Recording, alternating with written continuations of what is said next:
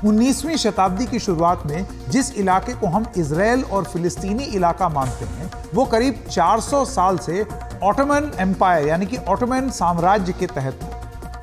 इस दौरान ये इलाका कई संस्कृतियों से मिलजुल कर बना था, जिसमें मुख्य रूप से मुस्लिम और ईसाई थे और एक छोटी सी तादाद यहूदियों की भी थी, और आमतौर पर वो शांति से रहने वाले लोग थे। लेकिन इसी दौरान एक बदलाव ये आ रहा था कि इस इलाके में रह रहे लोग खुद को अरब से ज्यादा एक अलग राष्ट्रीय पहचान के तौर पर फिलिस्तीनी मानने लगे। उसी दौरान यूरोप के यहूदी लोग एक आंदोलन जिसको ज़ायनिज्म का हिस्सा कहा जाता है, उसका एक हिस्सा बन गए, जिनका यह कहना था कि यहूदी एक धर्म नहीं बल्कि एक राष्ट्रीयता है जिसका अपना एक देश होना चाहिए। हम इधर उधर क्यों जाएं, हम यूरोप में क्यों बसें, हम अपना देश बनाएंगे, उसमें रहें।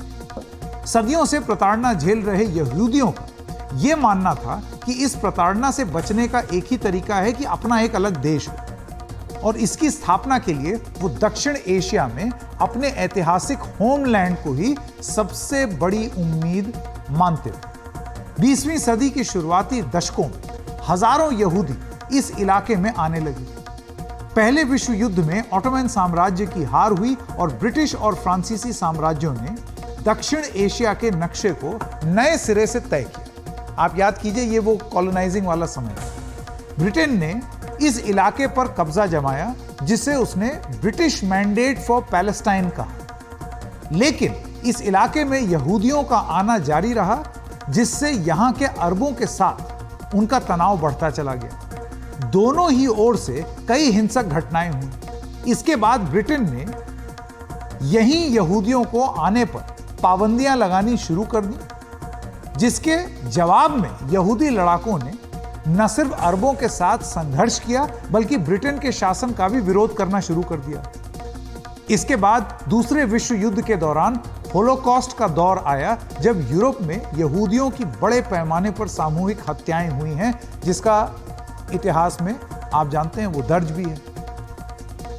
इसके बाद हजारों यहूदी यूरोप को छोड़कर ब्रिटिश फिलिस्तीन आ गए, यानी कि ब्रिटिश पैलेस्टाइन। होलोकॉस्ट के बाद दुनिया भर में यहूदियों के प्रति हमदर्दी और दुनिया में उनके लिए एक अलग देश की स्थापना की मांग तेज हो गई, क्योंकि वो सफर कर रहे थे, वो हर जगह प्रताड़ना झेल रहे थे, होलोकॉस्ट भी हो रहा था, मारे जा रहे थे।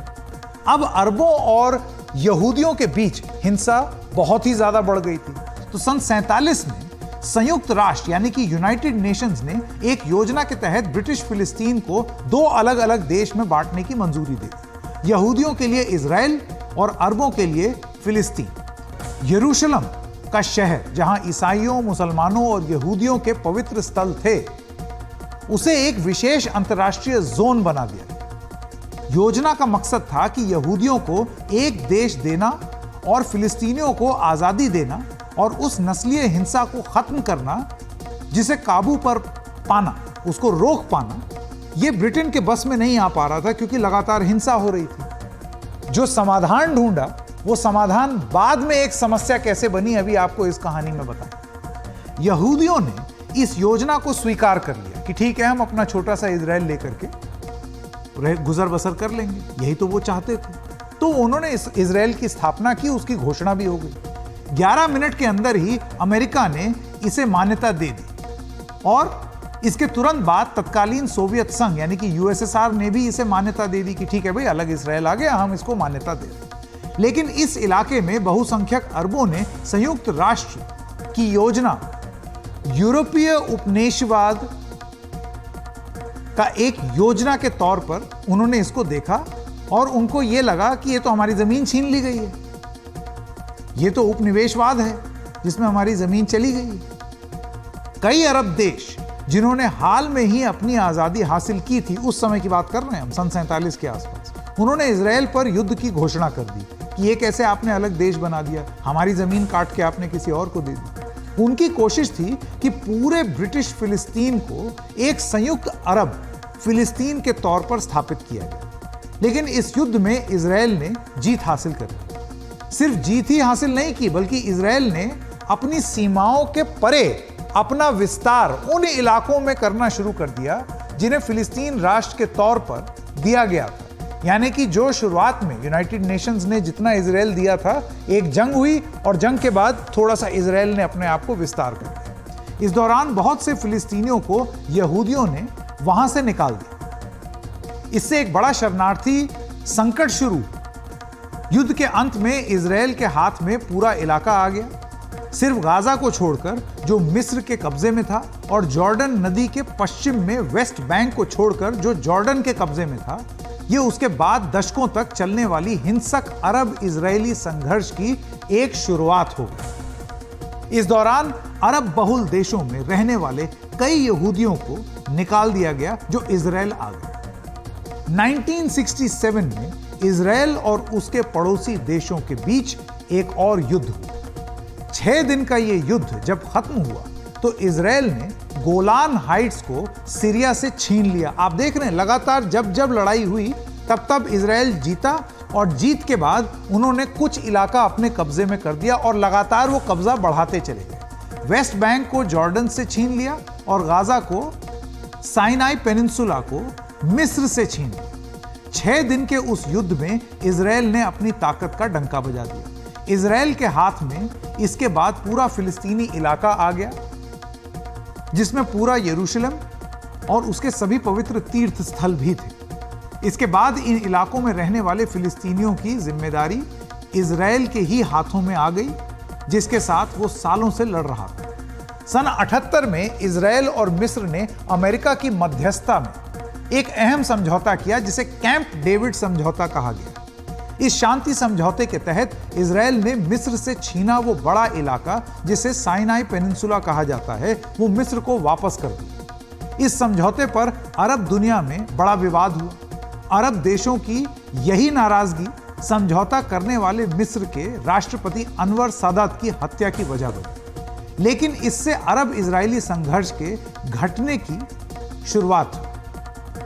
अगले कुछ दशकों में बाकी अरब देश भी इजराइल के साथ शांति स्थापित करने की दिशा में आगे बढ़ने लगे। तो ऐसे लग रहा था कि अब थोड़ा सा पीस रेजोल्यूशन होगा, थोड़ी शांति आएगी इलाके में। ऐसा तो हुआ नहीं। फिलिस्तीनी इलाकों, वेस्ट बैंक और गाजा पर इजराइल का कब्जा बने रहना इजराइल और फिलिस्तीन के बीच संघर्ष की एक वजह बना रहा। 60 के दशक में एक अलग फिलिस्तीनी राष्ट्र की स्थापना के लिए बनी फिलिस्तीनी लिबरेशन ऑर्गेनाइजेशन, यानी कि पैलेस्टीनियन लिबरेशन फोर्स, जिसको PLO कहते हैं, उसने इजराइल से लड़ना शुरू किया। इसके तहत हिंसा का रास्ता भी अपनाया गया। PLO ने पूरे ब्रिटिश फिलिस्तीन पर अपना दावा लिया कि हटाओ इजराइल, हमारा जो ब्रिटिश पैलेस्टाइन है हमको वापस चाहिए।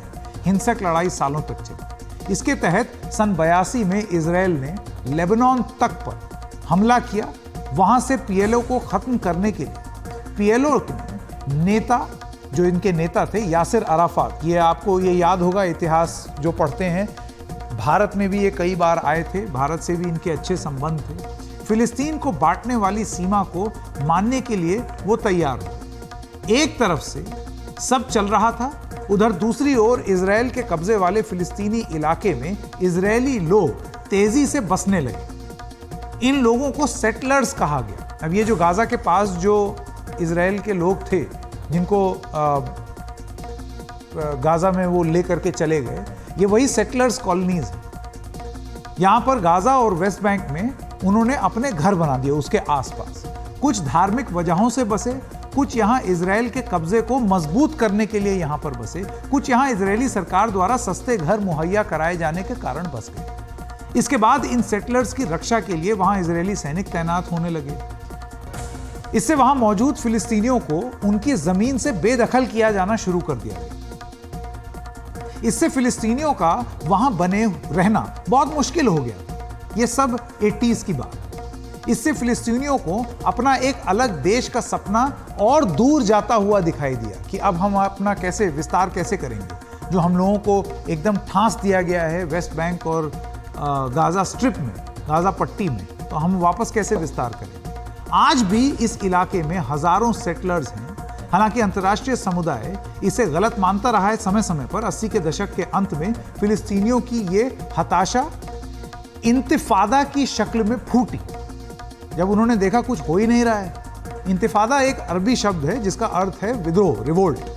83 से 87 के बीच में पहले इंतिफादा में फिलिस्तीनियों ने हिंसक विद्रोह किया। इजराइल ने पूरी ताकत से उन्हें कुचल दिया। पहले इंतिफादा में सैकड़ों इजरायली और हजारों फिलिस्तीनी मारे गए। इसी दौरान गाजा में फिलिस्तीनियों के एक ग्रुप ने पीएलओ को काफी उदार और धर्मनिरपेक्ष मानते हुए एक नए ग्रुप की स्थापना की, जिसको आज हमास कहा जाता है, और इसी ने अटैक किया। अभी ये जो हुआ कुछ दिन पहले, ये एक हिंसक उग्रवादी संगठन था जिसका मकसद था इजराइल का खात्मा।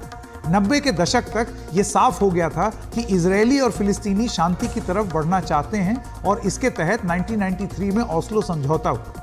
इसके तहत ये संभावना बनी कि इजराइल आगे धीरे धीरे फिलिस्तीनी इलाके से अपना कब्जा खत्म कर देगा और एक स्वतंत्र फिलिस्तीन देश बनने देगा, ताकि एक शांति वार्ता बने। ओस्लो समझौते के तहत फिलिस्तीनी अथॉरिटी का गठन हुआ, यानी कि पैलेस्टीनियन ऑर्गेनाइजेशन अथॉरिटी।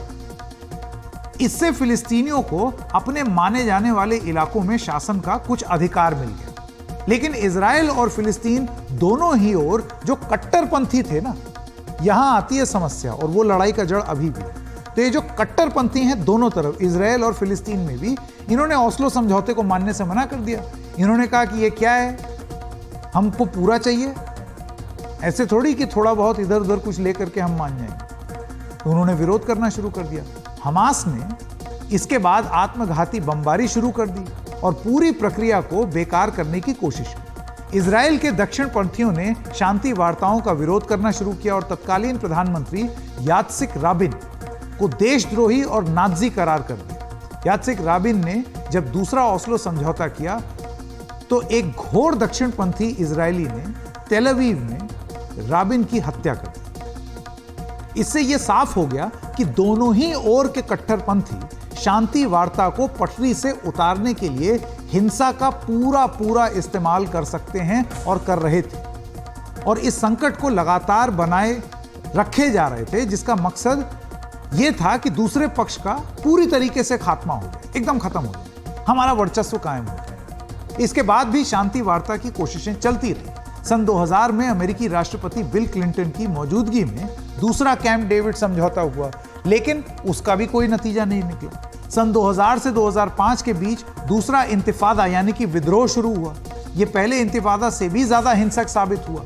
जब तक यह हिंसक विद्रोह थमा, तब तक 1000 इजरायलियों और 3200 फिलिस्तीनियों की मौत हो चुकी थी। दूसरे इंतिफादा के बाद इस संघर्ष को पूरी तरीके से बदल दिया।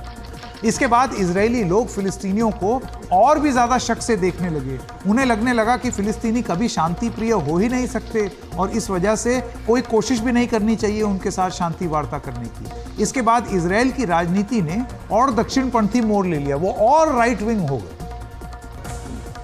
मतलब वहां की राजनीति जो है वो राइट विंग और अल्ट्रा राइट विंग, मतलब उनके यहाँ ऑपोजिशन भी राइट विंग होता है। और फिलिस्तीनी बहुल इलाके जो थे, वहां पर उन्होंने एक दीवार खड़ी कर दी और चेक पॉइंट बढ़ा दी, ताकि फिलिस्तीनियों की आवाजाही पर काबू किया जा सके। इसके बाद इस संकट का हल और मुश्किल हो गया। फिलिस्तीनी भी हताश होने लगे। 2005 में इजराइल गाजा के पीछे, वहां से पीछे हट गया। इसके बाद हमास वहां सत्ता में आ गया। लेकिन एक छोटे से गृह युद्ध के बाद हमास फिलिस्तीनी प्रशासन से टूटकर अलग हो गया। इससे गाजा और वेस्ट बैंक पर अलग अलग सत्ताएं स्थापित हो गई हैं, और वही आप आज देख रहे हैं। गाजा में हमास की और वेस्ट बैंक में फिलिस्तीनी अथॉरिटी की सत्ता है। इजराइल ने गाजा को काफी हद तक बंद कर दिया। वहां बेरोजगारी और गरीबी बहुत बढ़ गई। वेस्ट बैंक में इजराइल के सेटलमेंट्स काफी बढ़े हैं, और इसके खिलाफ वहां विद्रोह प्रदर्शन आम हो गए। गाजा में हमास की लगातार इजराइल के साथ हिंसक झड़पें होने लगी हैं, और इसी के नतीजे के तौर पर जो 3000 साल का जो इतिहास आपको बता रहे हैं, वो 7 अक्टूबर को अभी हमास ने इजराइल पर एक भयानक हमला कर दिया, जिसे उसने तीसरा इंतिफादा यानी कि सशस्त्र विद्रोह बताया है। तो हमने आपको पहला इंतिफादा बताया, दूसरा बताया और तीसरा। ये मैप जरा फुल फ्रेम आप देखें, ये जो आपके स्क्रीन पर चल रहा है, ये बदलते नक्शे का इतिहास है कि किस तरीके से 1949 और 67 में कहां था इजराइल और पैलेस्टीन, और धीरे धीरे ये बदल के किस तरीके से इजराइल फैलता चला गया और फिलिस्तीन महज वो 2 सफ़ेद गोले में बच करके रह गया है। ये पूरी जंग अभी भी जारी है।